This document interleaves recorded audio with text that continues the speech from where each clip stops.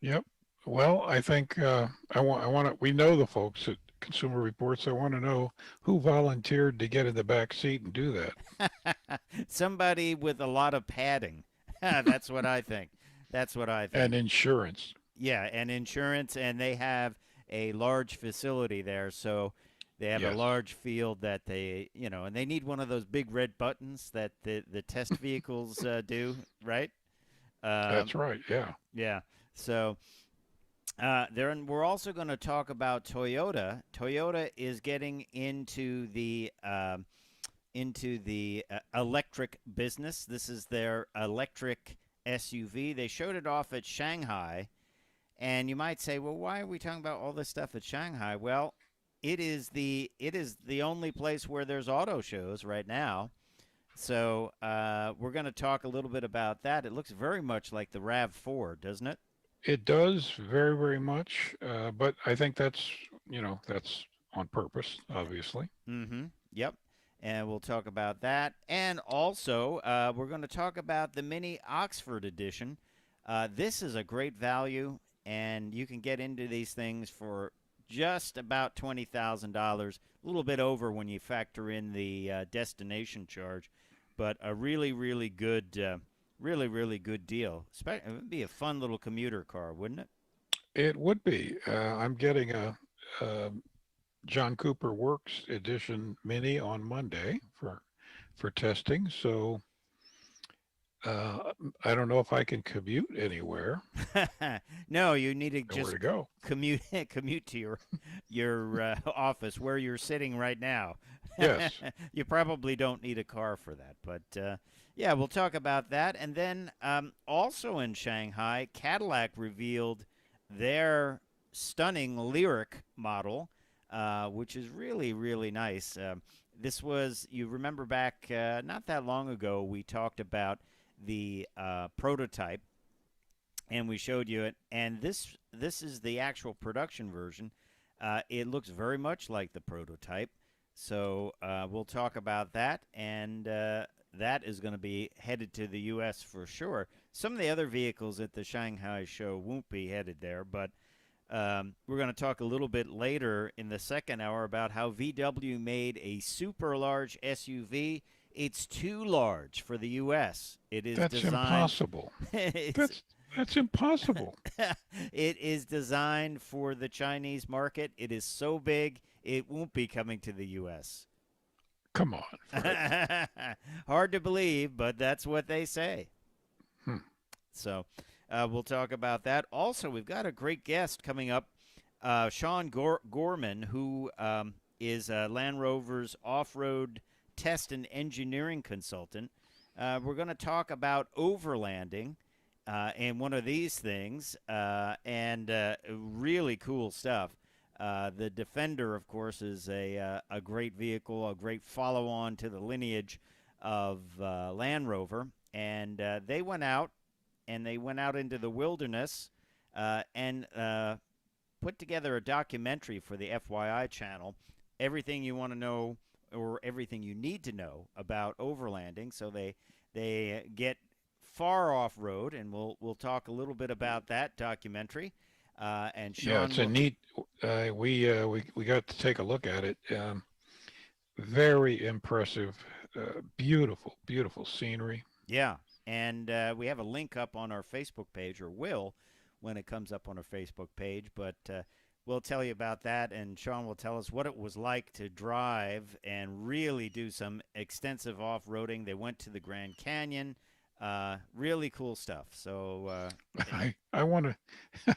I'm going to ask them how bad was the food that they made. well, at the end of it, though, it was pretty interesting that Christian Murphy, who's one of the folks on the show, he made a lamb shank out in the field, Okay, I mean that's Australian great. style. So it looked quite tasty. But other than that, I think it was freeze dried food, which is can be Oh, sometimes yummy. very granular. So, who is bringing us Yeah, in, Les, this week? Is I it am you? bringing us in on the air, and we're about to go live in seconds.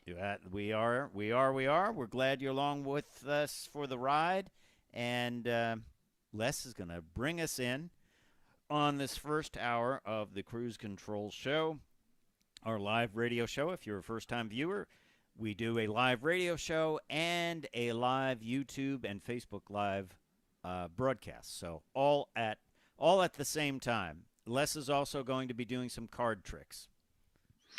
Yes. And my imitation of Milton Berle.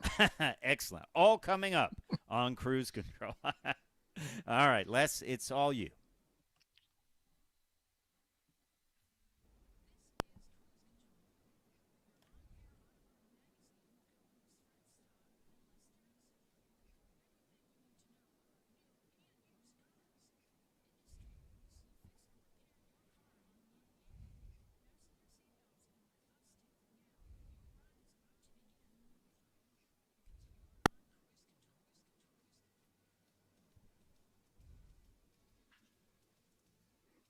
That's right. Hang on, everybody. I'm letting out the clutch. Welcome to Cruise Control, your on air automotive magazine. We are off and rolling on another week. I'm Les Jackson. I'm Fred Coming Staub. up right there is Fred Staub. You know us, all of our longtime listeners, and I mean long time, 20 years or so. And you know what we're about up to, which is a whole lot of information. Yeah, that's right, Les. And we're going to start with an interesting story this week. Consumer Reports says it was able to drive a Tesla with no one in the driver's seat. They were able to fool the Autopilot system. We're going to talk about their findings. Okay, don't do this at home, folks. No, don't do this at home. Please don't do it. That's for sure. And yes, Mini is showing off its Oxford edition. That can get you behind the wheel for about $20,000, which is beginning to be really cheap for a new vehicle. Yeah, it sure is. We'll tell you about that. It's a great deal if you want to go out and have a fun vehicle to commute in or drive around in. Good deal. Subaru prices out its new Outback, but has to stop all U.S. production thanks to the chip shortage. We'll tell you about Here that. we go again. And chips may not be the only thing in short supply, so we'll tell you. Boy, boy, oh boy. And over at Cadillac, they've revealed the production version of the all-electric Lyric crossover. Cool, cool vehicle. Yeah, absolutely, Les. We'll tell you about that and a whole lot more when we get rolling on this edition of Cruise Control Radio, your on-air automotive magazine. I'm Fred Staub. He is Les Jackson. We are glad you are along for the ride with us. And as Les said, we're just getting started. Don't forget to check us out at cruisecontrolradio.com, where you can like us on Facebook, follow us on Twitter. We're going to have a lot of posts up on our Facebook page following along. Also, a link to a great documentary that we're going to tell you about in a little bit. It is on the FYI channel, and it is called Everything You Need to Know, or Everything You Need to Know About Overlanding. That's right. We'll talk right. a little bit about that, Les, and you know, it's a lot to get to. We're also going to tell you about some of the cars we'll be reviewing, right? We will. We have a pretty full schedule of test vehicles that we get into every week. I'm starting off, for instance, next week with the Mini John Cooper edition, which is not the cheap Mini. No. Less expensive, I believe, is the way to put it. Less expensive, affordable. Yeah, yeah, available and affordable. Yeah, well, Yeah. I'll tell you a little bit about some of the cars I'm getting involved with. When we come back on Cruise Control Radio, we'll also tell you about how Consumer Reports was able to fool the Tesla Autopilot system. So important stuff. So stay tuned to Cruise Control, your on-air automotive magazine. We'll be right back.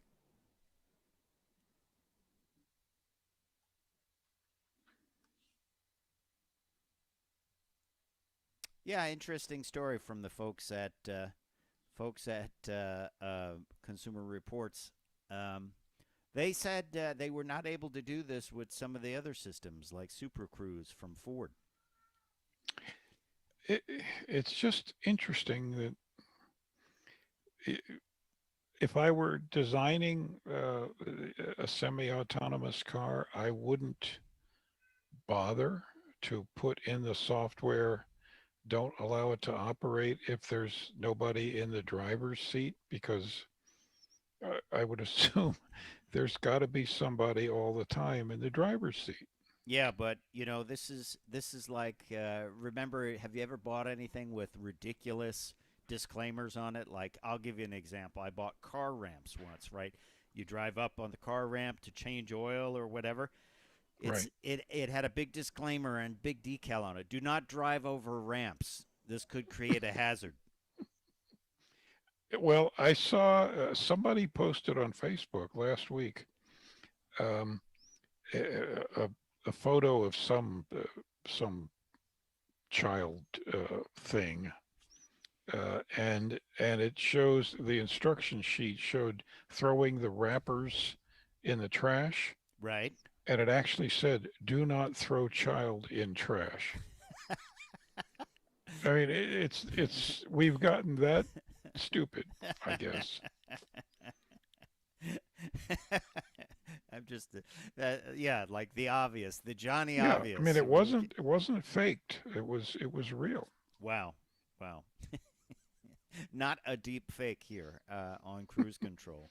Hey, we're glad you're along for the ride. We are live on Facebook and YouTube. If you have a comment about the show or something you'd like us to cover, a car you'd like us to review, we'll talk about that, Les. And we're always open for suggestions, right? As long as they're friendly. Well, as long as they're friendly and they don't cost us anything, That's key. and Cost don't is king. require manual effort. That's right. That's right. Yeah, let's get started. We're going to come in about 30 seconds. I'll bring us in on this Consumer Reports um, reveal of their study that happened on Thursday. A pretty interesting study. We love the folks over at Consumer Reports. Remember, they buy every vehicle they test. Yep, That's a lot of money. So, we'll, a lot of money, uh, but they do a very, very good job. yep, yep. And we always have people on from Consumer Reports. We're always glad to have them on. Cruise Control. Here we go.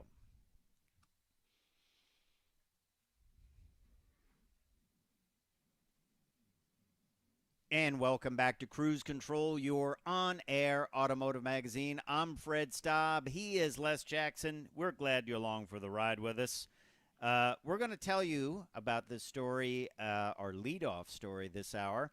Tesla has somehow found a way to make the car drive itself. I'm saying Consumer Reports has made Teslas drive themselves. Yep. Um, and not a good development, really. Uh, this came out on Thursday. They found they could easily get a 2020 Tesla Model Y to drive even with no one in the driver's seat, Les Jackson. This is scary. Yeah, it is. Well, let's talk a little bit about what they did. And of course, there was an accident recently with a Tesla where they found people in the back seat, one person in the passenger seat, another person in the back seat. Hmm. And I believe, did both die or one person died in that? I think one. Yeah. So, Consumer Reports wanted to see, could this be done? Is there a way to defeat the safety systems that you would think would be built into this autopilot system in Teslas? And they found they could do it. They, on a closed test track, they could operate autopilot without somebody in the driver's seat. Now, they had to do it in a little bit different way than what most people would do, Les. It involved putting a weighted chain on the wheel and keeping the seatbelt buckled on the driver's seat. Now, something that you probably could do yourself. I don't think many people have a weighted chain with them, but certainly you could buckle the seatbelt and probably put something on the steering wheel, right? Um, yeah. By the way, these aren't instructions No, we're no, no, giving you. no, no. So in fact, they did have to defeat the seat sensor. Yeah, So at least in the software, It has to detect someone in the seat. Well, I'm not sure if it was on the in the seat or whether it was a weighted chain just to make it feel like somebody was touching the steering wheel. It's hard to say, but of course, Tesla says that that crash that we were just telling you about, where one person was killed, that the autopilot was not enabled. Tesla gets all of this data from every car every day back into their Well, headquarters. if the autopilot wasn't enabled, can you explain to me how the two people in the car got in the back seat and didn't turn it on? I can't. I mean, can you be that whatever that you would say, oh, let's get in the back seat and not bother to turn on the autopilot, or better yet, pull the car over and put it in park? They could have not been wearing seatbelts and were just bounced to the back seat. Well, okay. Um, it's just, I don't know. There are too many questions here. Mm-hmm. Well, let's get back to the Consumer Reports findings. In a statement on Thursday, Consumer Reports Senior Director of Auto Testing Jake Fisher said, "In our test, the system not only failed to make sure the driver was paying attention, it couldn't even tell if there was a driver there at all." And he said he had not encountered this with systems like Super Cruise from GM and other systems from BMW, Ford, and Subaru that use camera based driver assistance systems to track movement of drivers' eyes and head position, that these were not Yep. present in Tesla. I know Jake Fisher well. I believe you do too. Yeah. He's the senior director of auto testing. Mm-hmm. He's a good engineer. Um, Boy, I wish I'd been there for that test. It would have been interesting, wouldn't it? I wouldn't want to be in the car, though. How about you? Well, I don't want to be in the car, but I certainly would like to observe it. Yeah, yeah, I agree. I agree. Well, uh, of course, they're being looked into. The crash in Texas that's where it took place. The crash that killed the one person is being looked into, and a couple of members of Congress have written letters to NHTSA imploring the agency to conduct a thorough investigation of the accident and recommend corrective actions to prevent similar accidents. Um, but the thing is, I mean, Elon Musk kind of gets away with it because he has many government contracts and he, uh, has so far gotten away with a lot of this stuff, hasn't he? Yeah, but people get away with stuff for a long time, and then, then the reckoning starts. Do you think it would have been different, let's say, had GM or Ford had a similar problem? Much different. Mm-hmm. I think they would have approached it very seriously, very professionally. They would have said, this shouldn't have happened. Yeah. We will look into this and report back why. Well, when we come back, we're going to report on a very inexpensive version of the Mini, the Oxford edition, something you Hmm. might want to look into if you're looking at getting into a cool, sporty car. Yeah, this Oxford edition, Les, is pretty cool. We're going to talk about that coming up here. And it is a good value when you compare it to some of the other minis. Side by side, compare it to the Cooper hardtop and the Oxford edition. Basically, Mini is saying you get over $6,000 of stuff in this version that you don't get in the Cooper hardtop, which is pretty cool, isn't it? That is pretty cool. Well, Mini has been around since the late 90s, right? I think it was a little bit later than that. I'd have to check. But it's had a good long run, and they're just doing great. Yeah, they certainly are. They certainly are. They're fun cars, and we're going to talk about them when we come back and why it's a great deal. Why don't you tell us about what you're getting into as far as press cars? Well, after the Cooper this coming week, the following week is a BMW 530i. After that is a Ford F-150. I know you've been in one recently. Yes, I have the hybrid. We're going to have a That's right. review of that. After that, the Bronco Sport, Yep, I was. which means big crowds will gather around it. Yeah, yeah. I recently had that, and we're going to do a rare duel at the That's right, a wheel. dual review at the Yeah. end of May. Yep. Also, the Toyota Highlander hybrid Yep. That's going to be pretty cool. and the Mazda 3 Turbo hatchback. That sounds fun. Mhm. I just had the Toyota Camry uh, TR TRD, their Oh, Toyota yeah. Racing Development model, which was fun. I have an MDX now, Acura MDX, which I just received yesterday. So we're going to put that through its paces and have an at the wheel review. And as you mentioned, the hybrid Ford F-150 hybrid and the Bronco Sport Badlands edition. So all those Ah, reviews are coming up. were the tires on your Camry about this thick? Uh, yes, they were pretty thin. They were pretty thin, but that's okay because it is a performance vehicle, and it rode like a lowered car because it was a lowered car. You know, Like this? a little bit, little bit, little bit, little bit. Well, Here we better, go. better, better you than me. And welcome back to Cruise Control. Les and Fred here at the wheel. We were talking before the break about the the mini Oxford edition, which, boy, is it a bargain. The more I look at it, the more I look at the price range, this thing is a good deal.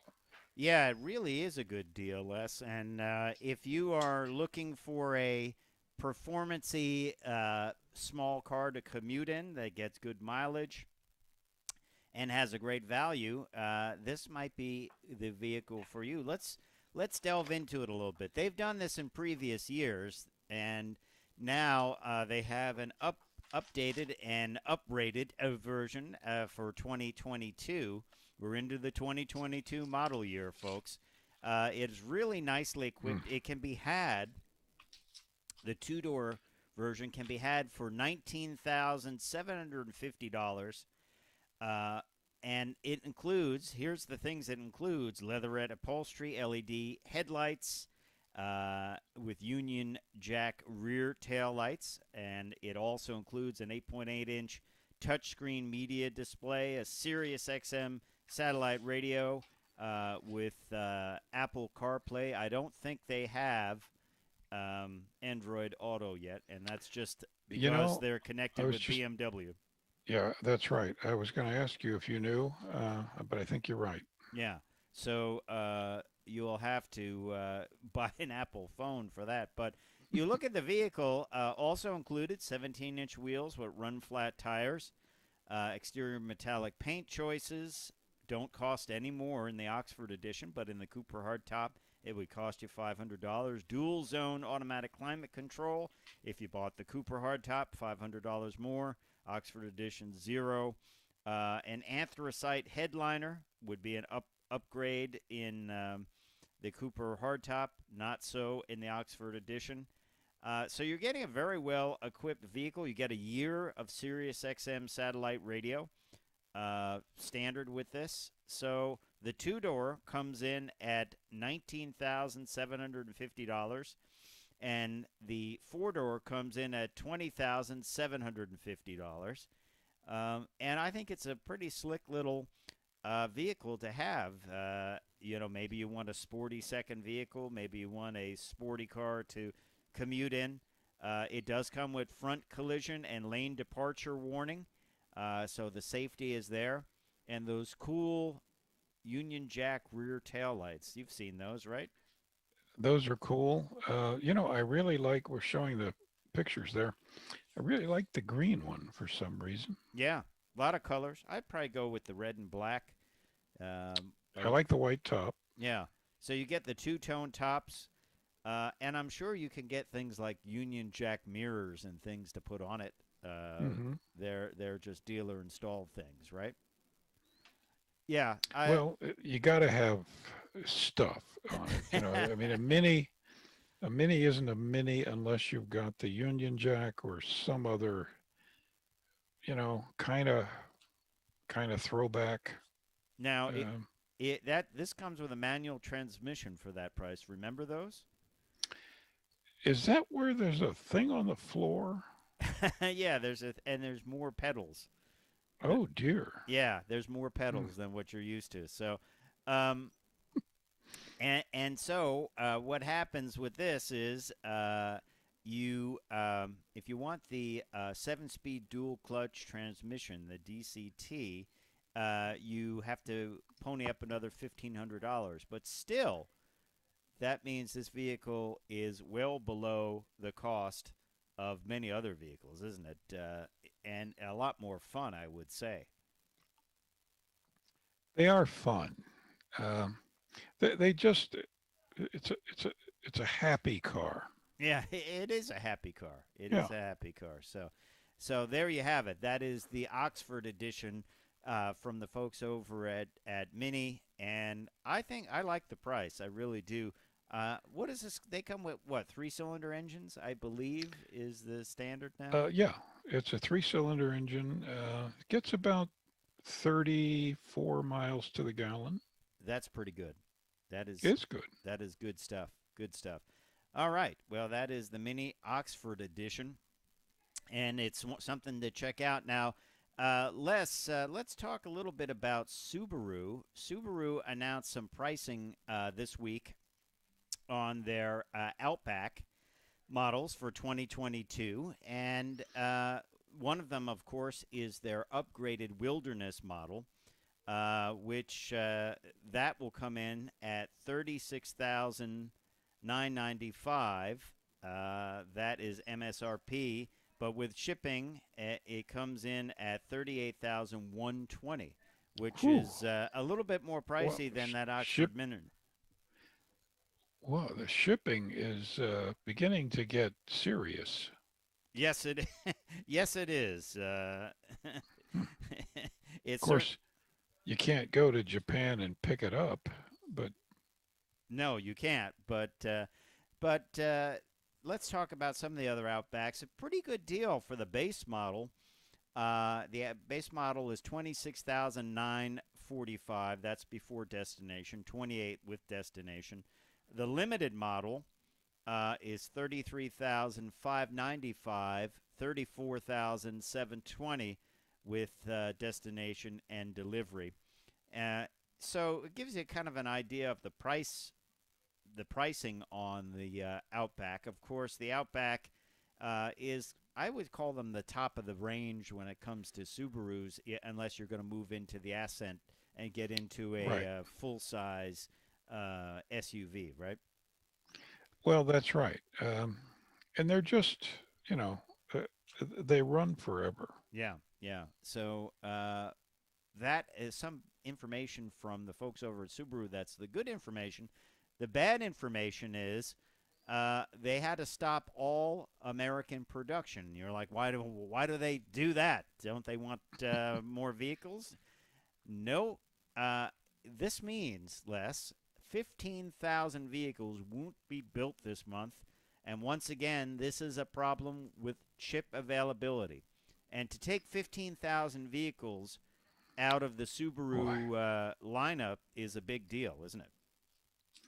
Well, it's imagine the losses. Just imagine. Yeah. Now, there's no way to tell when this chip problem is going to subside.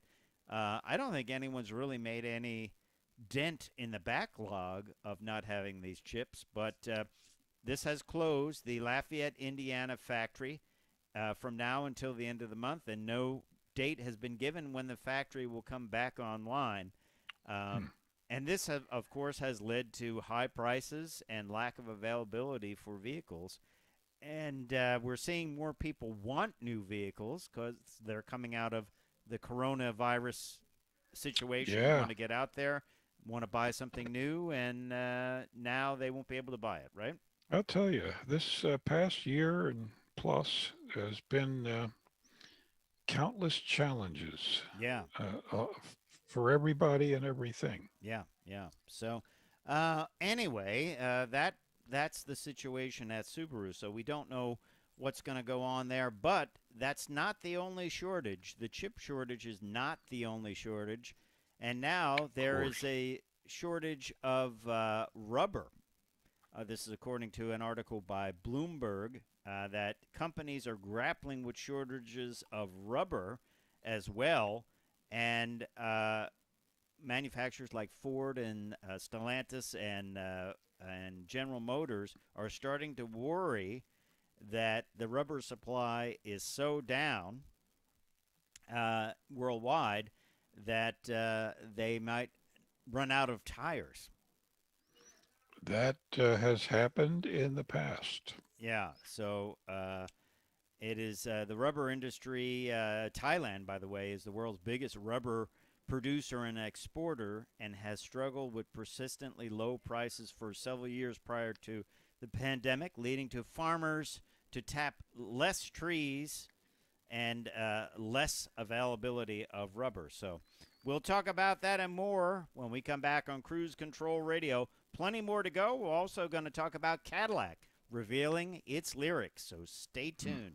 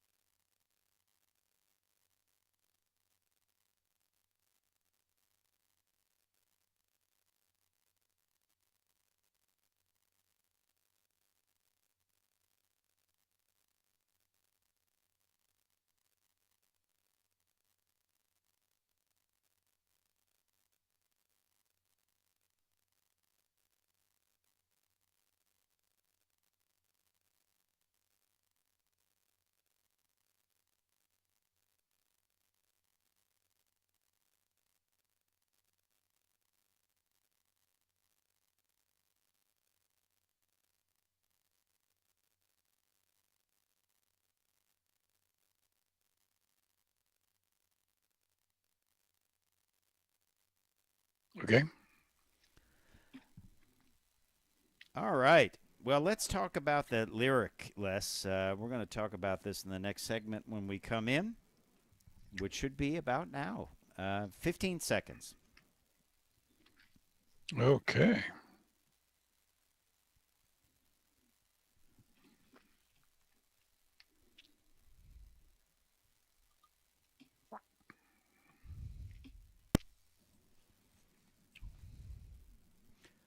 And welcome back to Cruise Control, your on air automotive magazine. Hello again, everyone. I'm Fred Staub, and he is none other than Les Jackson. How you doing, Les? Well, he used to be. Yeah. So Yeah. we are taking you on a ride around the automotive industry on Cruise Control. So don't forget, check us out at cruisecontrolradio.com, where you can like us on Facebook, follow us on Twitter. It's all there, cruisecontrolradio.com. This week, Cadillac officially revealed their lyric. You and I have talked a lot about this vehicle, and we have even had guests on about it. And it was a very futuristic prototype, and many people would have thought it would be watered down. Elements of it would be removed, but not so, Les Jackson.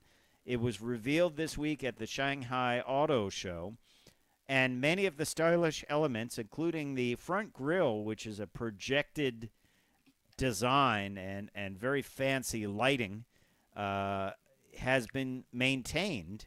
They've basically Yeah. added door handles and side view mirrors, and that's it.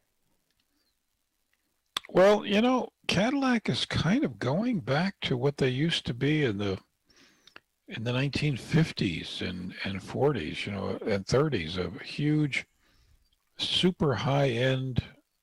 Um, it was considered the best. Yeah, high end, high technology, and that's what they have been thinking about and being. That's what they want to be. Yeah. Um, and of course, they're going to be the first mark in the GM world to go completely electric. And the Lyric is going to certainly be the lead-off batter in that. Even, by the way, the charging door is what I would call trick. It doesn't I just love it. pop out on a hinge like a No. gas door. It comes out and moves down, which is Yeah. It's the whole thing is just so. It's almost like in a futuristic movie. yeah, it is. It is like a car from the future. Now, the one thing they have changed is it is no longer 2+2 seating. So when it was first shown, it was 4 bucket seats, which I think is really cool, with a console going all the way back. And there have been other 2+2 cars, but frankly, most times they end up becoming rear bench seats because they figure more people would Yeah. like that center seat. And that's exactly what has happened here to the Lyric. But other than that, I'm excited. What do I always say about electric cars, Les? I like to see a grill, right? Because the Yep. grill is the face of the car. And the designers at Cadillac have not only just put a piece of black plastic there or a fake grill, they have used it as a design element with lots of LED lights. I would not want to damage it because I'm sure it would be very expensive. Oh, it's only a couple $1,000s. Yes, it may even be more than that. Who knows? But we'll have to find out when they start crash testing these. But it is, really using that space to the advantage. And it's going to have all different patterns when it comes on and different lights and things like that. I think it's a very futuristic vehicle. I think it's one of the best looking vehicles to come out of the Cadillac brand in a long time. Out of GM in general, in the sense that, and I don't mean this as a severe criticism, that there's always kind of a generic GM look. Play it safe. Yeah, and this is a departure. Yeah, definitely a departure for the folks over at GM and maybe a harbinger of things to come. I mean, I would also argue that the C8 Corvette was a departure Right. and a big, so I think we're seeing this a lot. I mean, I was just in a Toyota Camry, and that noticeably for years now has been a lot more exciting. And people want exciting. They want styling. They want things to stand out. They don't want jelly bean anymore, do they? Exactly. So It's the biggest complaint you get from everybody or we do anyway. I'm sure other people, well, they all look the same. I want something different. yeah, exactly. Hey, you're listening to Cruise Control. I'm Fred Staub. He is Les Jackson. We are glad you're along for the ride. Don't forget to check us out at cruisecontrolradio.com, where you can like us on Facebook and follow us on Twitter. Got a lot going on our Facebook page. Some of the stories we're talking about, we got pictures up there you can check out. So head on over to the Cruise Control Facebook page. We're glad you're along for the ride with us. A lot more to get to, Les. Some sad news if you own a Kia. If you own certain Kias, two of their most popular models, you might need new engines. That's sad news. It would be unsettling news if you are driving a 2020 or 2021 model year Kia Soul or Seltos powered by the base 2-liter naturally aspirated 4-cylinder. Then NHTSA, the National Highway Traffic Safety Administration, has issued a recall for these vehicles that is coordinated with the automaker. It's a total of 147,249 vehicles that could potentially have an engine fire. And the problem is traced back to when these crossovers were manufactured because the supplier did not properly heat treat the piston oil rings, and this could result in engine damage in turn, which might cause a loss of power, thereby increasing the chances of a crash. There's also a potential fire risk as oil could leak into the nearby exhaust components and ignite. Hmm. Not good Well, news if you bought a new vehicle and you need a new engine, right? yeah, but on the plus side, at least they're telling you, look, we're going to take care of this. Would you want a? Wouldn't you just want a new vehicle? I would. Well, if if it if you only had a few hundred miles on it, yeah. But otherwise, if I've had it, for the better part of a year, and I put 5, 10,000 miles on it, Mm-hmm. and I like it, well, give me a new engine Yeah, I and mean, some money to offset the depreciation yeah. or loss of market value. Of course, this will will be a new engine. We're not going out and getting some engine that's been sitting out in the sand or whatever. This would be a brand new engine. So owners should keep an eye on their oil pressure warning light. They should also be aware if they hear strange engine noises and increased oil consumption. I would imagine it would also be smoking pretty bad too, wouldn't it? I would think so. Plus, the engine itself, if it starts running really, really hot, Mm-hmm. it's going to go into limp home mode. Yeah, exactly. And the new the vehicles affected by this will need a complete new engine. During the inspection, a Kia technician will determine if the Soul or the Seltos has a faulty engine. If they're given the all clear, new software designed to better monitor the problem will be installed. And of course, the work will be done free of charge, including a possible engine swap, which would probably be quite expensive, wouldn't it? Oh, that's $8,000, $9,000. Yeah, it probably wouldn't pay to do this on one of these vehicles if you bought if you bought a $25,000 base model Kia. And the interesting thing is these are the base engines, so some of these might be the base models. Mm. The Soul might be $22,000. You're not going to spend $10,000 on Yeah. a $22,000 car. It might be worth more in parts if you were doing it yourself, right? There could be some situations where they just total the car. Yeah, because it's just not worth it. But good for Kia standing by it. So if you have one of those models with that 2-liter naturally aspirated 4-cylinder engine, it came in the Kia Soul or the Seltos. By the way, also both of those are great values if you're looking for vehicles. I drove a Soul not that long ago, and I thought this is a pretty well-equipped vehicle. They have a model that has just about everything in it, and I think it was no more than $23,000. Hmm. That's pretty nice. And you get a new engine after after 1,000 miles. Well, No need to change the oil, just change the engine. that's it. Yeah. Come in for your 10,000 mile check. Yeah, exactly.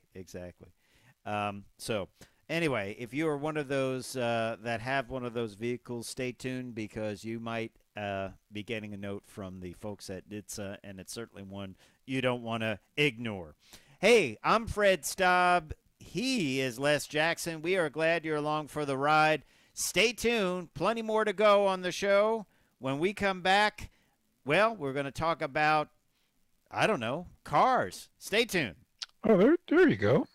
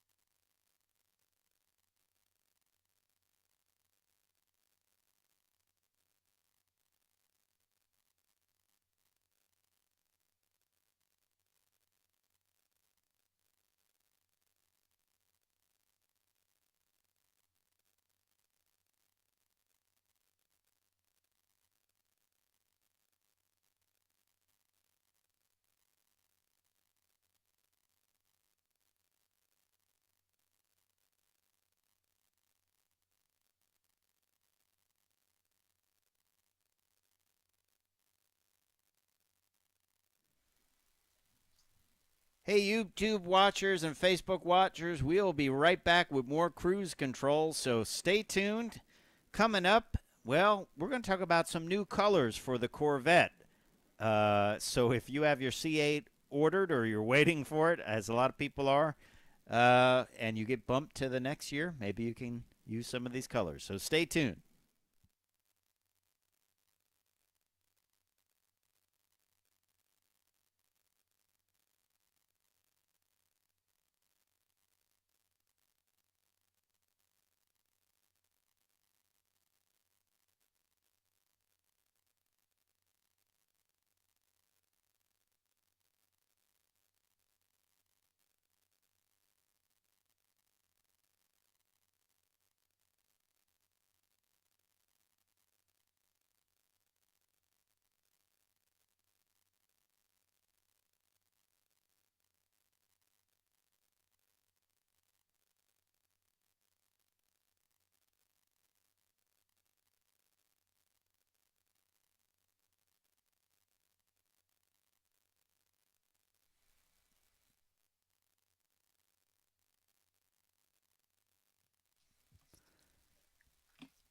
And we'll be coming in with more cruise control right after this. Les is going to bring us in. We're going to talk about Corvette colors. Les, Corvette colors.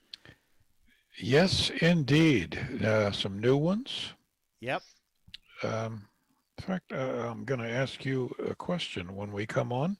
All right. I'll be, you'll put me on the spot, and I welcome that. Yes, indeed. Yeah.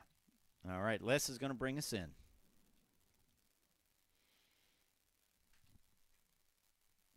Most popular colors are still red, white, and black. Of course. But we have some new ones.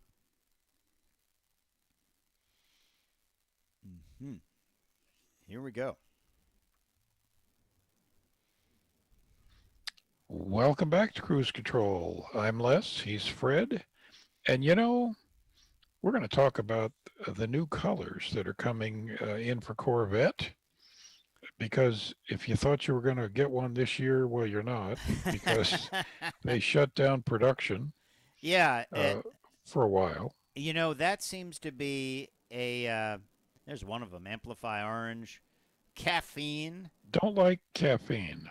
No, brown cars are never big, are they? It takes a special shape of car in brown to look good. Hypersonic gray looks okay, though. It looks good. Yeah. Well, you know, a lot of people. It seems like people are waiting, and they're looking at their numbers and when they will get built. Some people that ordered 2020 Corvettes got bumped over to the 2021 model year. Probably some people that ordered a 2021 will get bumped over to the 2022 model year. So I guess you just have to kind of roll with the changes there, don't you? You do. I was just listening to that song this morning. So what happens if you have to wait and you have to choose your color? Yeah, you might get some new choices. You might. Right now, though, these. you can, the 2022, you can get gray metallic and that Amplify Orange. Now, personally, everyone knows I hate orange. Orange cars look like German furnaces. All furnaces in Germany are painted what they call industrial orange. Why? Is that a rule? So you know it's hot No, or it's something? it's a tradition. I don't know. Okay, I thought it was like a safety rule or something. But you're not a fan of this one called Caffeine, are you? I like the color. I just don't like it on a car. Yeah. It just doesn't come out. Mm-hmm. Well, these were all revealed at the 2021 National Corvette Museum celebration, which seems a little early. Doesn't that typically take place after Carlisle? The Corvettes at Carlisle, which would happen the end of August. So typically that would be the first week of September or something like that. So it seems early this year.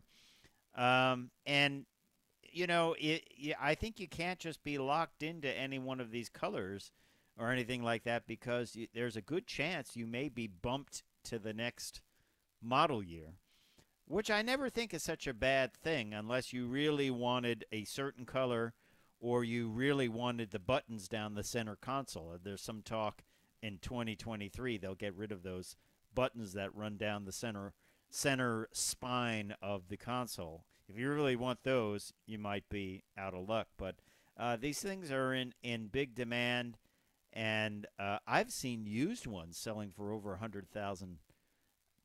I think people Yeah. are actually flipping them. I think they are actually buying them. They don't want them, and then they're just turning right around and selling them for more money. Uh, In economics, that's known as the greater fool theory, and it does work. by the I, way, what? by the way, I like the car without a rear spoiler. I think it looks much better without a Yeah, rear. it does look good. It looks clean. What I'm hoping they do on the future C8 is that they put an active aero spoiler on the car. And you would think like, oh, that's crazy. What are you talking about?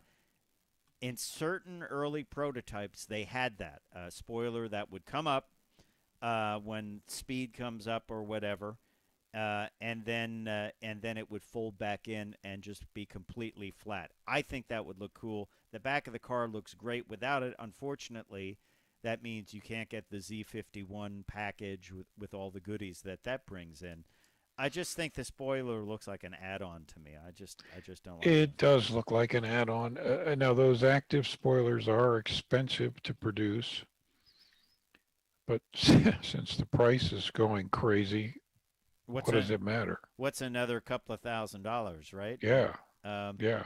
and I think with today's technology, you could make it where it was pretty compact and would not take up a lot of room, and Mm. probably would have small actuators and things like that. That and make it simple to keep the cost down. Put a button on it, up, down. Don't do Yeah, a speed right. oriented. Just say, hey, I want to run it up or I want to run it down. An on-off switch, up or down. Sort of like an antenna for your radio in the old days. How's that sound? People, many people wouldn't know what you're talking about there. What are you saying, Les? You saying that I've been around for a while? I'm saying a power antenna, boy, they haven't had those for what, 30, 35 years? Yeah, it's interesting when you think about it. Some of the vehicles, like the F-150, has a good old-fashioned screw-on whip antenna. Yeah, Even I believe the Mustang has that. Probably you can buy a kit to put a telescoping antenna on it. Most people just put the little rubber ducky antenna on it. So that's something that has. It's funny. It was more advanced in the past. well, except now the antennas are in the windshields. Yeah, yeah. Well, that's true. That's true.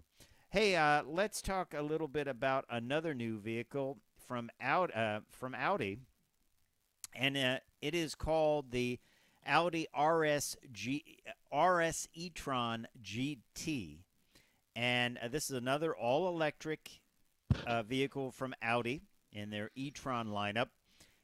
Very sporty looking vehicle, and it is going to be revealed tomorrow in Malibu, California, at the Cars and Coffee gathering near the Malibu Kitchen at 3900 Cross Creek Road in Malibu, California, from 10 a.m. to 12 p.m.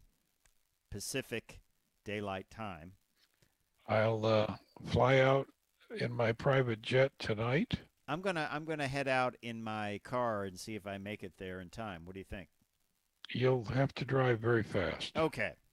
Well, it produces 469 horsepower, which is quite stout, uh, Hmm. and or up to 522 horsepower with overboost for 2.5 seconds with launch control, and 464 pound-feet of torque. And it allows the e-tron to repeatedly accelerate from 0 to 60 in 3.9 seconds with a top track speed of 152 miles an hour, Les Jackson. Whew, Yeah. Um, whew. Now, that is pretty cool. But if you want more, the RS e-tron GT produces 590 horsepower and up to 637 horsepower with overboost. Overboost is the new turbo, isn't it? It is. And boy, is it strong. Yeah. And then let's talk about charging because you can't talk about a new vehicle without talking about charging. It can replenish its battery from 5 to 80% in about 22 and a half minutes. And it has an Mm. approximate range of 238 miles for the e-tron GT and 232 miles for the RS e-tron GT. I would imagine if you use that overboost, you can significantly decrease that. Yeah, you're going to cut down the range. Yeah, yeah. So uh, just another performance electric car, outstanding. Um, one thing that we're not going to see happen is horsepower numbers are not going to go down.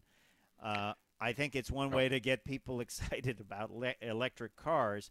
What we haven't seen yet, though, is something that is, let's say, as sporty as a GTI, uh, at that price range that's electric. But I think we will. Hey, we appreciate you listening to Cruise Control Radio. Don't forget to check us out at cruisecontrolradio.com, where you can like us on Facebook and follow us on Twitter. Time for me to say I'm Fred Staub. I'm Les Jackson. We're going to see you down the road. Bye.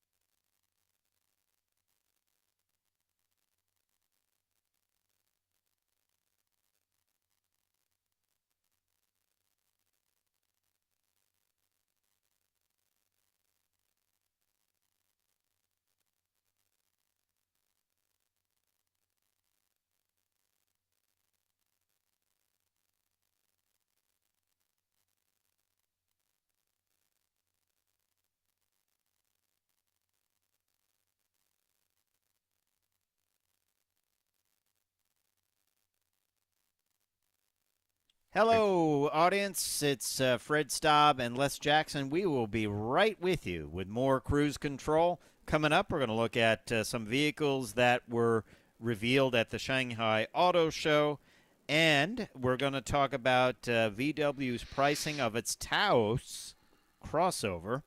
Plus, why is it a great time to sell a used car?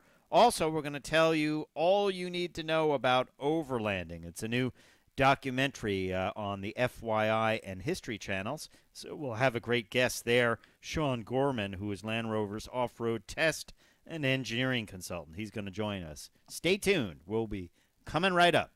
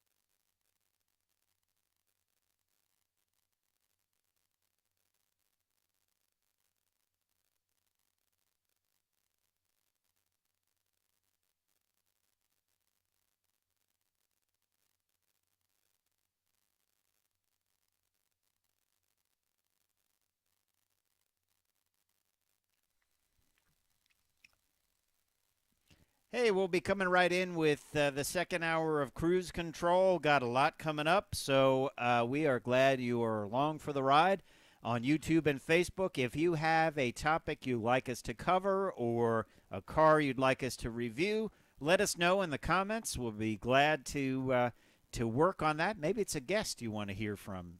Yeah. You know, we have an interesting segment coming up. Why it's a great time to sell a used car. Another thing I want to talk about during the break is the price for rental cars in Hawaii. Oh, It's over $700 a day. So good. I'll bring Grief. us in.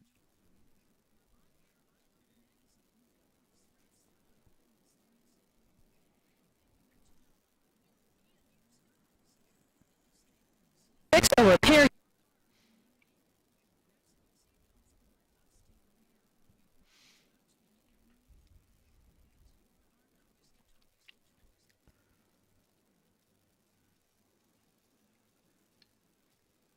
That's right. You are on cruise control. Welcome, everyone. It's Fred Staub and Les Jackson. We are glad we are taking on a ride around the automotive industry. That's what we love to do on your on-air automotive magazine, Cruise Control. Got a lot to get to, Les. A lot of the news is coming out of Shanghai, China, because it was the auto show there. And we're going to have plenty of reveals because, frankly, that's one of the only places that you can have a car show. That's right. Is that becoming the biggest car show in the world? I don't know, but I know they made at Volkswagen they made an SUV that is so big it's even too big for America. Again, I just don't believe you. Okay, well, But I'll take you at your word. But yep. Well, you got a story on Toyota getting into yeah, the electric crossover game. well, they continue getting heavily into the electric crossovers, and Honda says it's going all electric by 2040. I bet it happens before that. Yeah, I would bet too. And it's interesting also, GM said this week they're going to keep internal combustion engines around past 2035. So a lot of fluid situations, a lot of fluid situations going on in the automotive world. We'll tell you all about it. But Genesis goes Electrolux with its G80 electric vehicle. Great Boy, I tell vehicle. you, That's going to be beautiful. cool. Yeah. Boy, I wish I had money. Anyway, VW prices out its Taos crossover. Great name for a crossover. And of course, shows off the mega SUV, the Hinden SUV. Gargantua. I believe it's an 8-row SUV. That's called a bus, Fred. Yeah, well, they say it's too big for the U.S. We'll talk about that, what they mean, and why is it a great time to sell a used car? Apparently, people that have extra used cars are being told just sell it and you'll make a lot of money. Yeah, but you got to replace it. Well, if you have an extra car just sitting around, maybe you're not commuting anymore, you know? Hmm. Good point. Yeah. And Fred told you earlier about everything you need to know about overlanding, and we're going to have it's a documentary on the FYI and History Channel. And you got us a guest to talk all about it, didn't you? Yeah, Sean Gorman is Land Rover's test guy. He is a test and engineering consultant, and he's going to join us and tell us why the best part of overlanding is getting there. And I always felt that. I mean, you go on a road trip, it's the best part of the trip is It getting there. is. You It's know? great. Yeah, if you're a car person or a truck person. So we'll talk about that and a whole lot more. Don't forget to check us out at cruisecontrolradio.com, where you can like us on Facebook and follow us on Twitter. It's all there, and we will be right back. I'm Fred Staub. He's Les Jackson. A lot to get to, a lot of reveals, so stay tuned.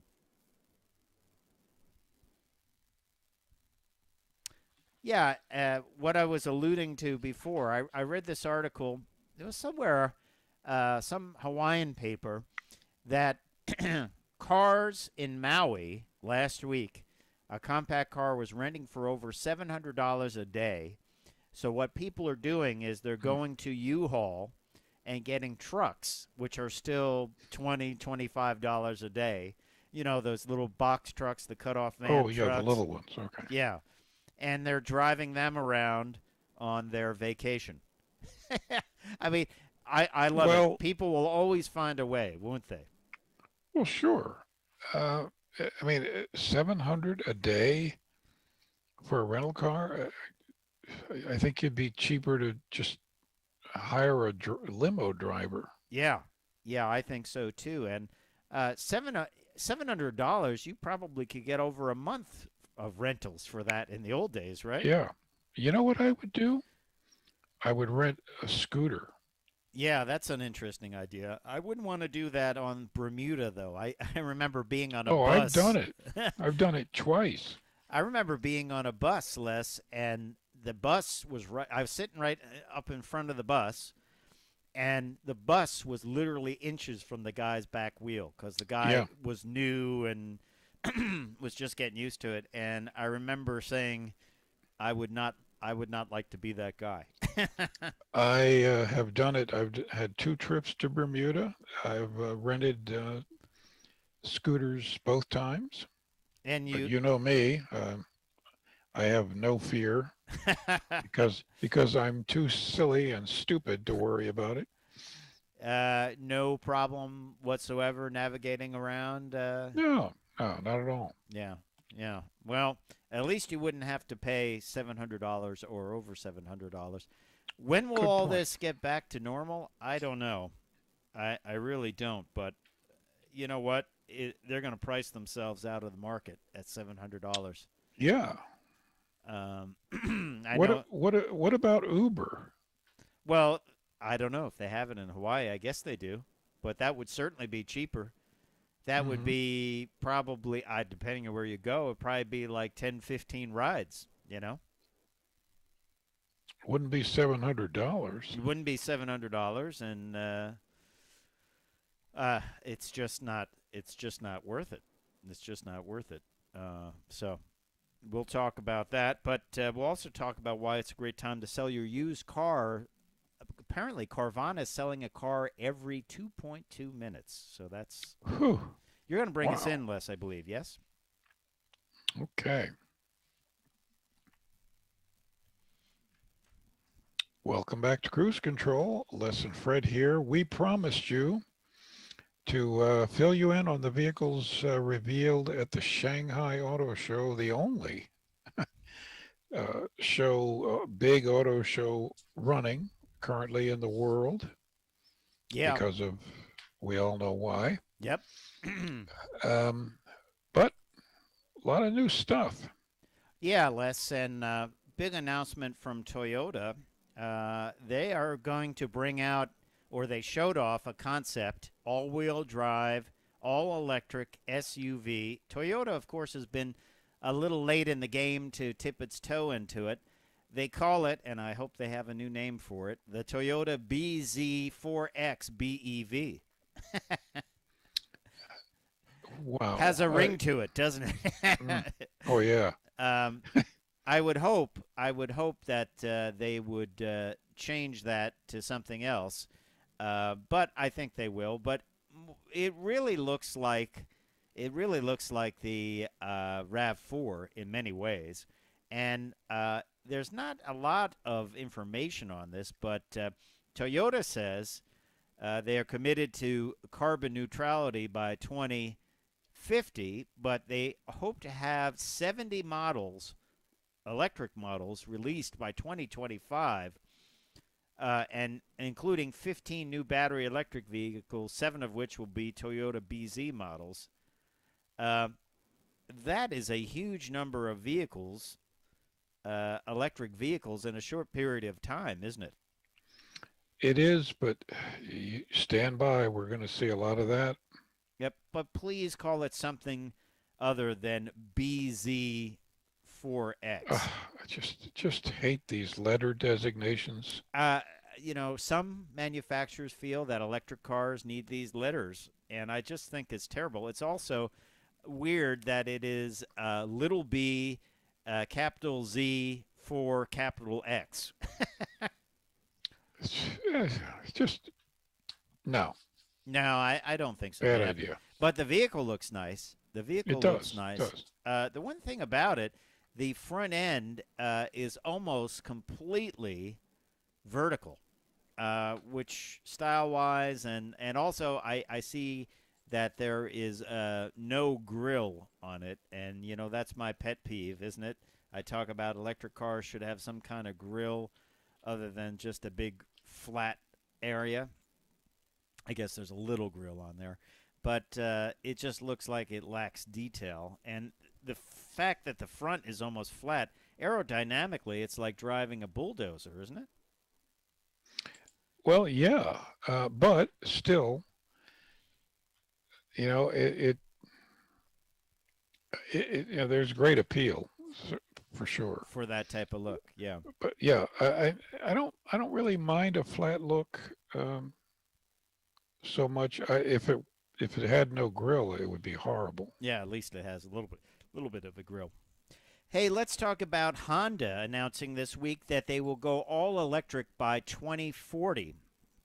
It's going to develop 2 new EV models, and they're not going to do away with their hydrogen vehicles. They're going to keep them going, which is good to hear, isn't it? Well, 2040 is too far away. As you know, for years I've been predicting passenger vehicles are going to be all electric by 2030. I still maintain that. Mm-hmm. There are many, many reasons for this, but Honda is a world market, and maybe certain countries they'll still offer gas models. Well, here's an interesting angle on this. They're going to license GM's Ultium battery pack architecture, and GM is going to help them develop 2 large-size EV models, one which will sell under the Honda brand, while the other will wear the Acura badge. So while they're kind of getting into the electric vehicle situation late, much like Toyota, they are teaming up with General Motors, which we always said is the smart thing to do in the automotive business, isn't it? It is. These are very complex components. For the economy of scale, you've just got to join in. Yeah, and it makes sense why reinvent the wheel. I have seen we are talking tremendously about electric vehicles overall in the automotive industry, but in the last year or so, autonomous vehicles, not so much. Not so many people talking about it. Yeah, less of it for Yeah, sure. yeah. So, hey, but we've got plenty more to talk Except about. the crashes. Except the crashes, yeah. We got plenty more to talk about on cruise control, including a Genesis electric vehicle and more. So stay tuned. I'm Fred Staub. He's Les Jackson. We'll be right back.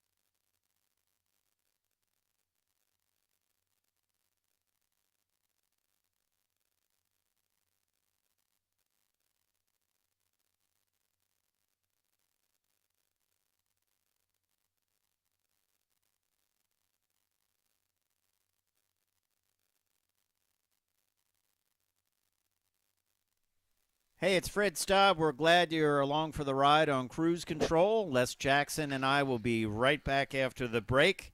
We're going to talk about the electric G80 from Genesis, VW's crossover, the crossover too big for Americans, Les's favorite, and why it's a great time to sell a used car. Also coming up, our segment, All You Need to Know About Overlanding.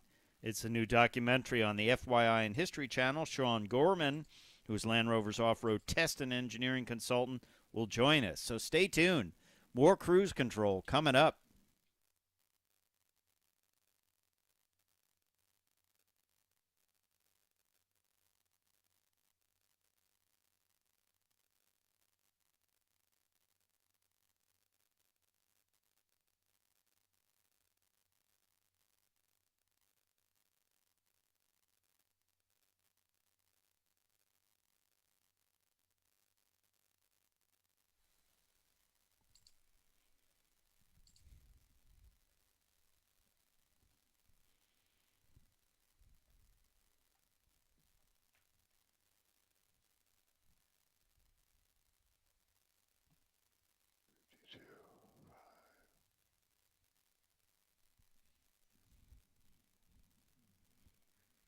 Welcome back to Cruise Control. Les and Fred here. We're talking about all the stuff going on at Shanghai, but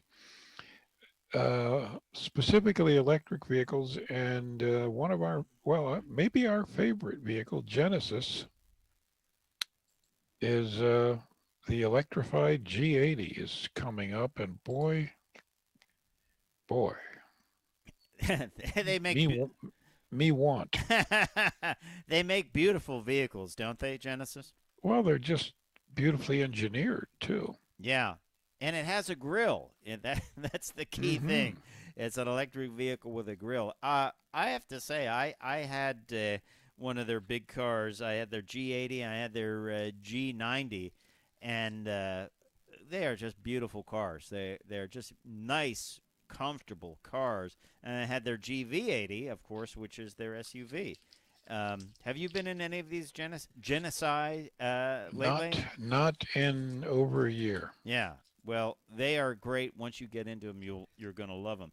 But let's talk about this, the fact that they are building this electric GV or G80, GV would be for their crossover. G80 is for their electric cars.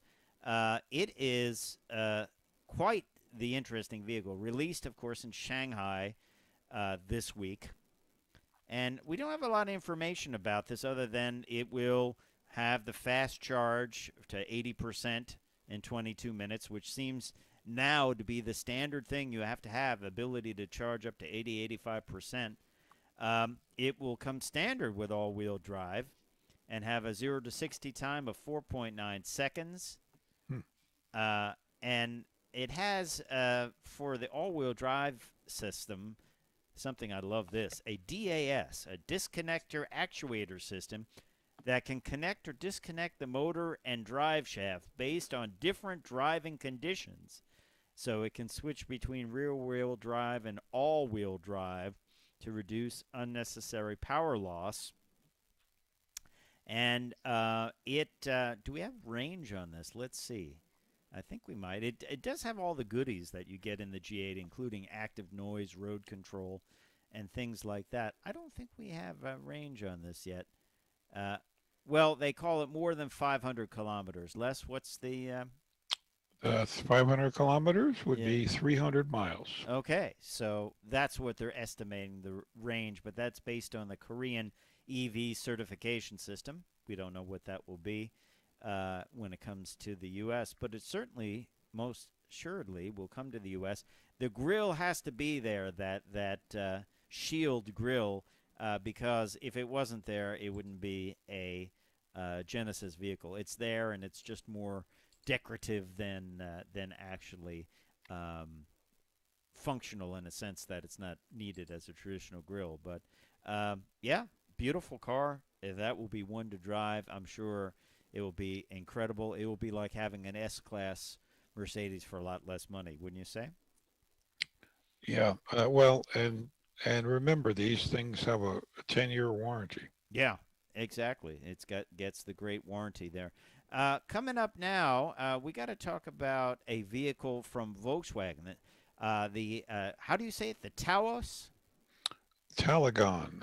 Well, the Taos is the... Oh, you mean the Taos? I'm sorry, the very small crossover. Yeah, they say it's larger, though, than the Tiguan, which was formerly the small crossover. We have some pricing information on this. $22,995.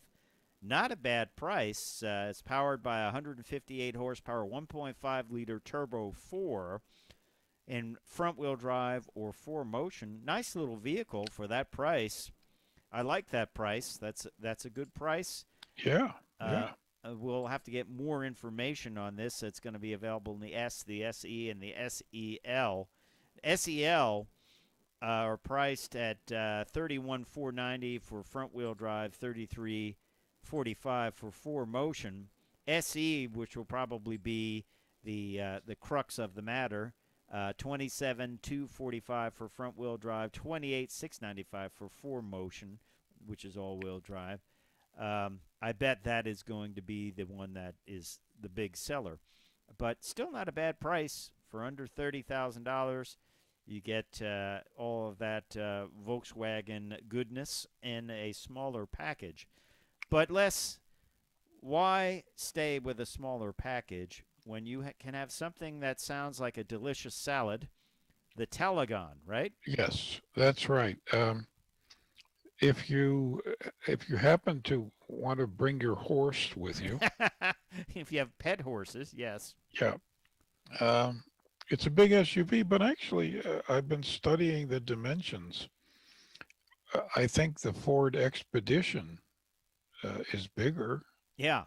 Now this is going to be a 7-seat SUV. It measures 202 inches long, 78.8 inches wide, 70 inches high on a 117.3-inch wheelbase. It is bigger than the Atlas, and let's see, the Atlas is 198.3 inches. This is 202 inches. It's not coming to the U.S. That's 16 feet 1 inch. It's not coming to the U.S., though. They say it's too big. Well, It's 78 inches wide. That's pretty wide. Yeah, up to 6 or 7 occupants inside. A dual screen setup similar to the Golf's, a floating center console, a 2.5 liter V6, um, and what powers it. There are several options that will be available, including a 2.5 liter V6. This is only going to be available in China. Hmm. So we'll Wonder talk. why. We'll talk about that. Well, for now, you never know if it's. Yep. Yeah, I guess the Atlas is selling well. They don't want to mess with the Atlas. Is the Sells great. is the key thing here. So, hey, why is it a great time to sell your used car? Interesting study here. Interesting article. According to Car Gurus, in the last 3 months, used car prices have jumped more than 6%. Pickup trucks and SUVs are up expectedly, but sedans are up 6% as well. And no one buys sedans, according to this article from CarBuzz. The average price for a used car is now $23,816. That's kind of what I would want to pay for a new one. Yeah. So the average price for a trade-in is up from $14,000 a year ago to $17,000 now. And what's interesting is this article also says Carvana, of course, they are famous for their car vending machines and bringing the car to you, is selling a new car at a rate of 1 every 2.2 minutes. Wouldn't you like the cash from that just from one day? Just for one day. Yeah. So the problem is there are not a lot of cars around. The new cars are being held up due to chip shortages. There's a big demand for people coming out wanting to buy a new car, and they're just not around. And so it's supply and demand. Even that ship that blocked the Suez Canal is still causing problems for the average buyer. They have an example here that a 2014 Mustang GT sold for $24,000. Only $6,000 less than what they paid for it. That's 7 years old. And a lot of people are saying if you have a car like that, let's say you have that Mustang sitting there and you're not using it, you can sell it, if it's an extra car and make some money. Yeah, it's amazing. It really is amazing. So, it is a trend. Will it last forever? Les Jackson, it will not last forever. So if you have cars kicking around, you better sell them.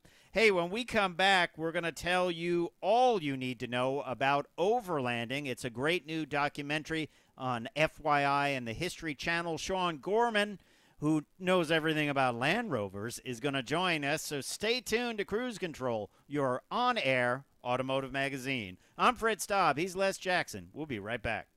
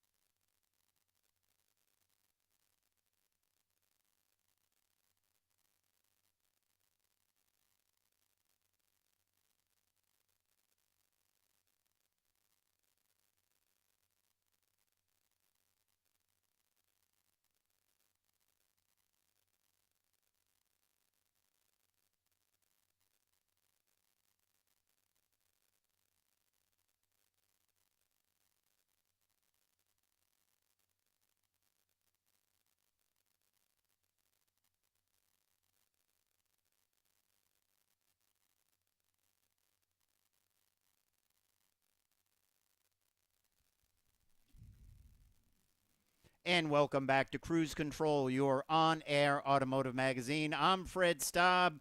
He is Les Jackson, and we've been joined by Sean Gorman, who is Land Rover's off-road test and engineering consultant. And Les and I had a chance to watch a great doc this week. Matter of fact, we have a link up on our Cruise Control Facebook page. It's called All You Need to Know About Overlanding, and this is a topic that's been getting a lot of coverage lately, and it's pretty exciting to me because, well, I did a lot. I did RVing, which is not overlanding, but I also did camping outdoors when I was in the Boy Scouts. So I understand being out under the stars at night. And as I mentioned, this great documentary that we had a chance to see. And now we have someone that had a chance to be part of it, and that is Sean Gorman. Welcome to Cruise Control, Sean. How are you? Hey, thanks, guys. Thanks for having me. I'm doing well. Yeah, the documentary was a lot of fun. I mean, what car guy or truck guy wouldn't want to take some Land Rover Defenders, brand new Land Rover Defenders, and go off on an incredible road trip and make a great documentary about it? Yeah, it was a great time. We had a great time making it, and it's a perfect car for it. But also, it's just a great opportunity. It's not something very often that you get, a major network who really is interested in it. And Christian Murphy, the guy who was the main host there, he's actually an A&E executive, so it was pretty cool thing to do, to take an executive from one of the networks out and really be able to show him kind of what I do and what Scott does, and put that together into I think it turned out to be a really nice piece, actually. It's beautifully filmed. It makes you want to go on this trip, because of course, I've never done this. I mean, I've camped out a few times and mostly spent a lot of time in drive-in theaters, so I don't think that counts. But I mean, this is it just looks like so much fun, and you're taking your time every day. You're seeing what's there. Yeah, that's right. Yeah, I think what's really amazing about it is that overlanding is this big segment of the off-road industry that has really kind of boomed in the last 10 years, but it's not really a new thing either. I mean, historically, especially here in the US, I mean, we talk a lot about overlanding in Australia and things like that, but the reality is that the US has a huge history going back to the late teens and 20s of tour and using automobile tourism, and that's part of what really built our national park system. And I think for me personally, the fun part of what I do is, I get to work with cars and car companies, car manufacturers, to help them build cars that do things better. But it also allows just an average normal driver a lot more capability and access to the backcountry, which to me is a very important part, and something that we kind of take for granted here in the States because we have so much federal land that we have access to. What's interesting is the documentary talks a little bit about the beginnings of it all, and Christian Murphy, who is one of the folks, as you mentioned, the executive that's on the show, he talked about it starting in Australia, and I had a laugh because it was kind of like herding cattle with Land Rovers, which is an interesting concept, I guess. Yeah, I mean, right, overlanding, I mean, really, as it relates to us in this country in particular, I mean, I guess really could go back to the pioneers crossing the plains and heading to the west. I mean, it's the idea of, being able to be self-sufficient in the backcountry and try to be as comfortable as possible. And I think that's kind of where it's morphed to where we're at today with it, which is the scope has gotten very wide. When I first got into it, kind of was more of a tool to get out into the backcountry, and now you look in and you go to things like Overland Expo, and these become quite a cult following. But you have huge vans all the way to Unimogs and what I call land yachts. You know, they're basically off-road RVs at that point. So there's quite a big gamut, and I think it's kind of neat because you have the ability to get people who would typically be a slightly averse to going out into the backcountry because they'd be uncomfortable or things like that. But it gives them access to that. So you can get out there and kind of see our country and see the world a bit, and at the same time be able to get off the pavement. Yeah, which is that's the thing. I mean, you really, and it's hard to do today to get away from everyone, but this is what I think the appeal of overlanding is. And I think that's why the documentary was so good. I mean, it really is a how-to of how to overland, what you have to do. I mean, if people want to get involved with this, let's take us through. What did you guys do? You really you started off with Land Rover Defenders, a great thing to start with as a piece of kit.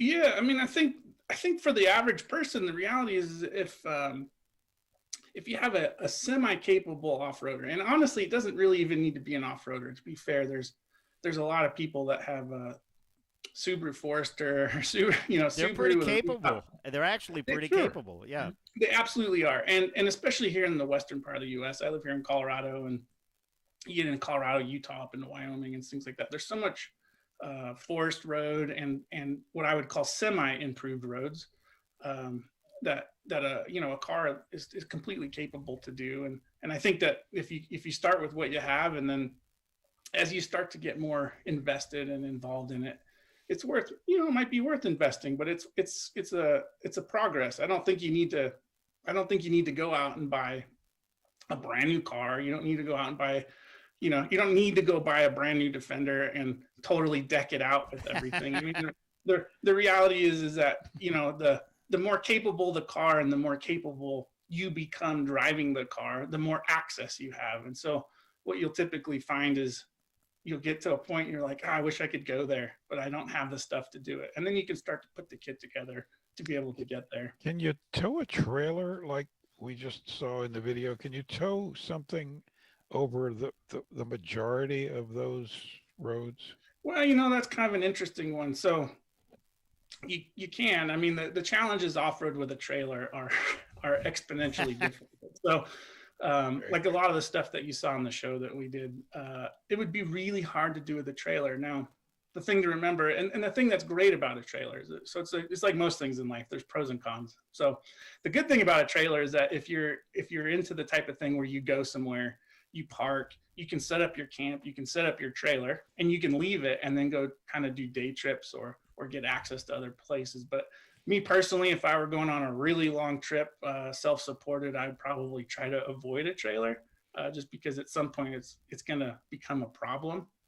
But like I said, I see a lot of people with them out there, and I feel for him trying to pull that thing around.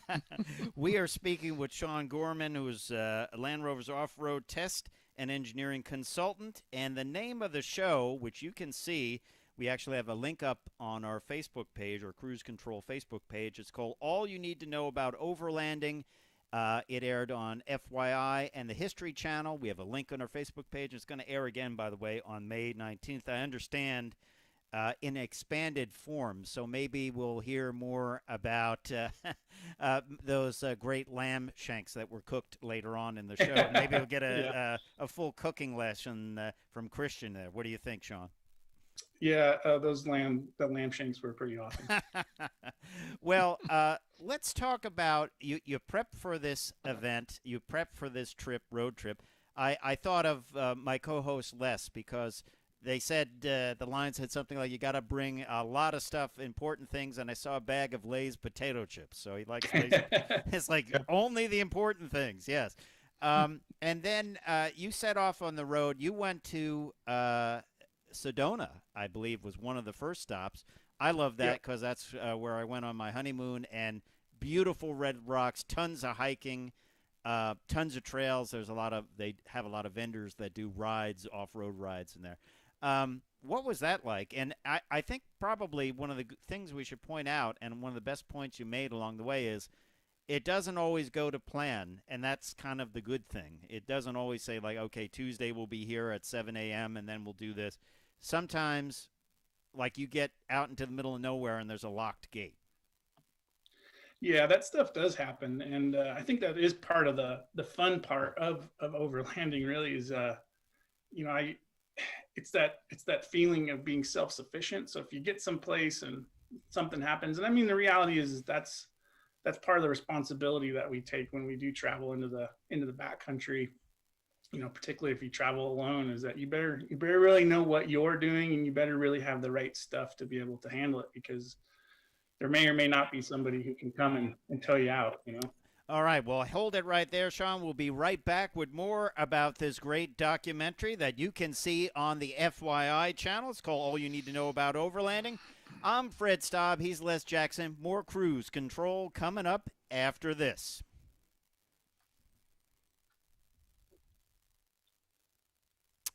We're just on a break now, but we can talk some more if you like. I have to say, one of the things about Land Rover, Sean, and I kind of feel like we may have ridden together at an event somewhere.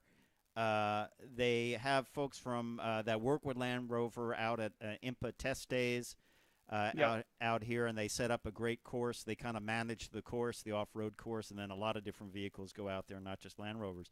But Land Rover always really kind of goes out of their way to show people what the vehicles can do and train people to drive off-road. It's never like, hey, we know all about it and, you know, you don't. It's like, hey, why don't you learn about this a little bit, right? Yeah, that's the IMPA group. That's my company and my team that Land Rover contracts to deliver. I think stuff. we've ridden together before. I think you're right. I think Fred and Jim Sweat are living up that at area, Pocono. so come and take care of it. But yeah, you know, I mean, we're lucky because, you know, Land Rover is one of the only manufacturers that really has been consistent about making sure that they really have the right people and the right thing. And we try not to, we do try really hard to not, I mean, we're brand representatives, but really we love the industry, to not just kind of be there and tell everybody else that, you know, you should have gotten a Land Rover. The reality is that there's so many good cars these days, right? It's kind of hard to find a bad one. Well, so. we say that a lot. We review a lot of cars, and really, I don't come across any that are just terrible. There's others I like. Some I like better than others, but it might just be personal preference. But there's certainly, it's sort of like the. You might laugh at this, but there was a time when there was really crappy audio equipment, like if you wanted a nice stereo. And then everything got elevated to nobody could make crappy stuff because you'd be found out right away. So yeah, you know, I think it's I work with a lot of other manufacturers too, but you know, Land Rover is my real bread and butter, and I worked for them for quite a long time. But I really appreciate the fact that they spend a ton of time and ton of money and ton of engineering on stuff that the majority of people who buy the cars never experience. Honestly, I mean, you know, all that stuff is sort of hidden, and that's what makes it great. Yeah. Well, when we come back, we're going to talk more about the documentary. Of course, it is called All You Need to Know About Overlanding. It looks like you guys had a lot of fun making it, and we'll talk more about that when we come back. But it just seems cool. I love how you did the maps in there, and what's it like planning for a trip like that? I mean, is there a lot involved? You probably really shouldn't do it alone, because it's good to have somebody there in case you get in trouble, right? Yeah, for sure. I mean, the simple little things that you just take for granted, like, you know, what do you do if you do have a major breakdown or a personal injury or something like that? I mean, there's a lot of skill set you have to know. You know, how do you got to be completely self-sufficient, and it always helps. It's always better to have more than one person there, for sure. And a sat phone, apparently a satellite phone, is a good thing. You know, part of my job is I've always got a sat phone in my bag, and you know, most of the time it ends up just being used for people who are out and homesick and just need to talk to their spouse or something. Yeah, say we're okay. We're, you know, we're seeing some incredible footage, but yeah. Cool. Sounds good. All right, I'll bring us in, Les. Okay.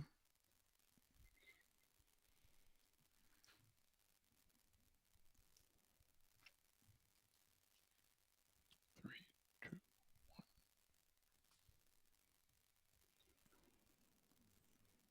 And welcome back to Cruise Control. I'm Fred Staub. He is Les Jackson, and we're joined by Sean Gorman, Land Rover's off-road test and engineering consultant.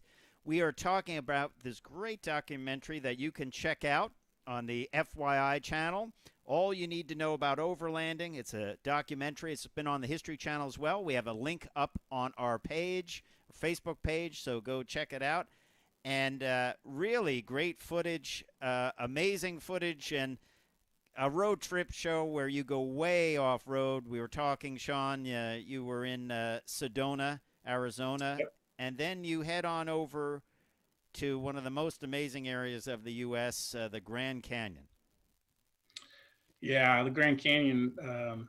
It's one of those just kind of epic spots, and particularly on the North Rim, which is an area that doesn't get explored near as much as the South Rim, where the visitor centers are and such.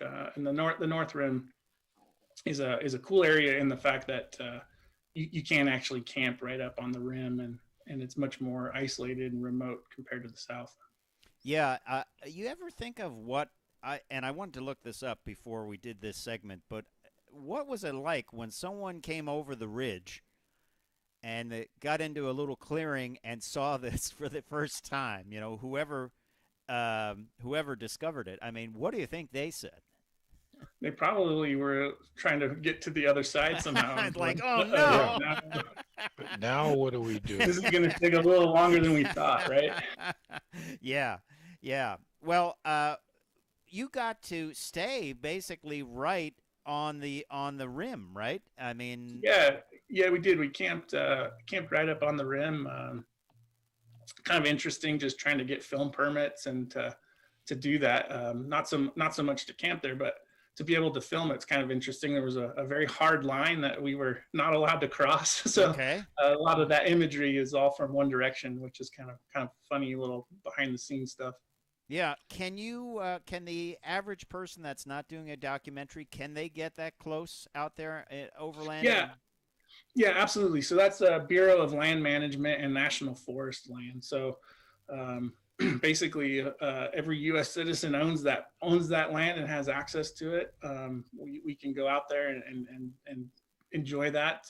There are certain times of the year, particularly in the winter, that area is closed because of snow, and you can't get into it then. But yeah, if it's open, you can cruise down there, and anybody can camp in that area. And of course, Did you tread lightly. Did you run into any interesting critters on the trip?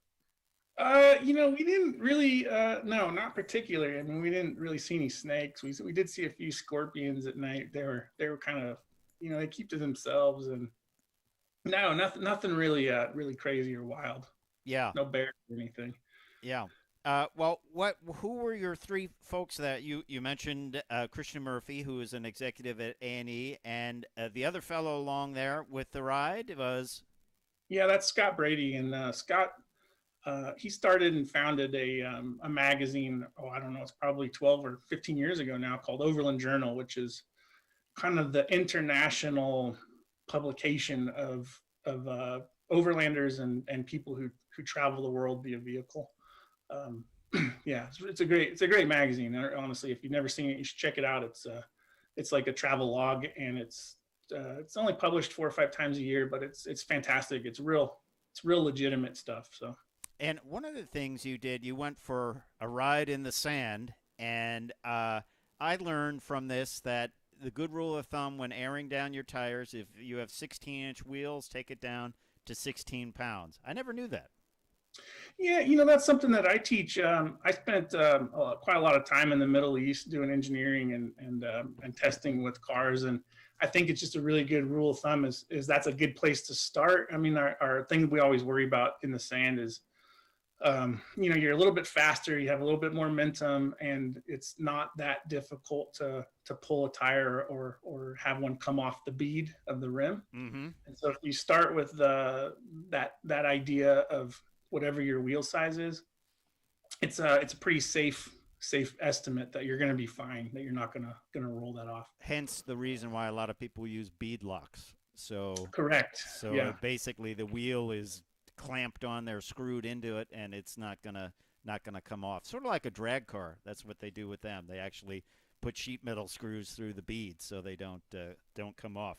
I tell you, the documentary is great because you get the feel for the road trip, you get the feel for the fun, you get the feel for Christian learning more about off-roading. I don't know what his background was with off-roading, but he got a lot of great tips.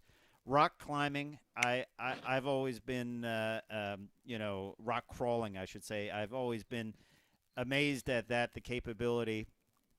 And we were saying during the break that you and I probably have driven together, and I remember going on a trail like it's through the woods, and I was like, I would never bring my new Land Rover or any new thing through the woods because it's like there's a real good chance you're going to readjust the sheet metal in some way, shape, or form. Yeah, that's for sure. The funny thing about doing all that driving is that, you start to see kind of what the cars are actually capable of. And I think that's kind of part of the fun, right? Is like, it's overlanding it's really about adventure travel and being able to use a car as the tool to provide that. And I think that for those of us that like cars, like you two and I do, this is a really nice compromise and a good blend of a lot of things that we probably enjoy. Talk about the Defender a little bit. I mean, of course, the Defender was I would call it the blood and guts Land Rover before old school, like a seat and a shift and a steering wheel and metal everywhere. But this new one is quite different. Yeah, it's interesting. I've got a couple old ones. And it's just a really iconic car, right? I mean, typically, if you think of going to Africa or crossing the Kalahari or something, you think about the shape of an old Defender, and that car was in production quite a long time. And if you really think of Land Rover, that the car kind of dates back really to square one with the business and the brand. And so this car is a huge technological step forward as to what the car does from a technology standpoint. And I think you could make the argument that it's probably a more capable car. I can tell you it's a lot more capable when it comes to being on the road. It's a lot more comfortable, and you saw it pulling those trailers and things like that. And the old cars, they're a much more tractor-like and tractor-like. That's what yes. Yeah, I think that's a good description of it. It's a lot more tractor-like. And the reality is that for the way that most of us use a car from day to day, is that the new Defender is just the perfect ticket for it. I mean, it really is designed for overlanding and that kind of use. It's designed more for that than it is to be a big rock crawler. It's really not designed to have 37-inch tires and huge flexi suspension and stuff. It's a much more medium to heavy duty type build, designed to carry weight distances versus being long and flexy and just going out to Moab and kind of how with two people in it, how much can you store in it, and how long can you stay out in it? Yeah, that's a good question. Yeah, I couldn't tell you exactly what the gross vehicle weight is on the car, but to give you some conceptually is that you can put I'm a pretty big guy. I'm about 250 pounds. You can put 4 of me in there and have plenty of gear on it and still be under gross vehicle weight, which is actually quite rare these days in the automotive world, unless you start getting into trucks. Yeah, I like the tent, the rooftop tent. I thought that was pretty cool. Yeah, the rooftop tents are a funny thing because here in Colorado, where I live, you're starting to see rooftop tents on everything. I saw one yesterday on a minivan. It's a house. So yeah. And what's cool about, again, there's pros and cons to everything. So the beauty of the rooftop tent is it opens up an area, and a lot of people who would be uncomfortable to normally camp feel real comfortable in a rooftop tent. They're not on the ground and those kinds of things. And me personally, I have a rooftop tent on my car, and I still probably mostly sleep on the ground. I Just find the it, way you like it. Yeah. yeah, it's just quicker. Yeah. The name of the doc is called All You Need to Know About Overlanding. It's on FYI on the History Channel. Sean, we appreciate you coming on the radio show. Really good information. And check out that doc. You can check out a link on our Facebook page. So, time for me to say I'm Fred Staub. I'm Les Jackson. We're going to see you down the road. Take care. Bye.